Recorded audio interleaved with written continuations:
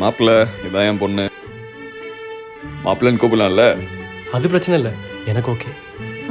எனக்கு கல்யாணத்துலலாம் எந்த பிரச்சனையும் இல்லை. பட் எனக்குன்னு சில பல குறைகள்லாம் இருக்குது. அது பிரச்சனை இல்லை, எனக்கு ஓகே. நான் 4 நாளைக்கு ஒரு தடவை தான் குளிப்பேன். அது பிரச்சனை இல்லை, எனக்கு ஓகே. நான் பெருசாக எதுவும் படிக்கல, 10ஆம் கிளாஸ் ஃபெயில். அது பிரச்சனை இல்லை, எனக்கு ஓகே. இது கூட ஒரிஜினல் ஹேர்லாம் இல்லை, விகுதான்.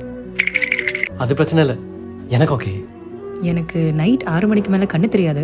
அது பிரச்சனை இல்லை, எனக்கு ஓகே. இதுக்கு முன்னாடி நான் ஒரு 8 ரிலேஷன்ஷிப்பில் இருந்தேன். அது பிரச்சனை இல்லை, எனக்கு ஓகே.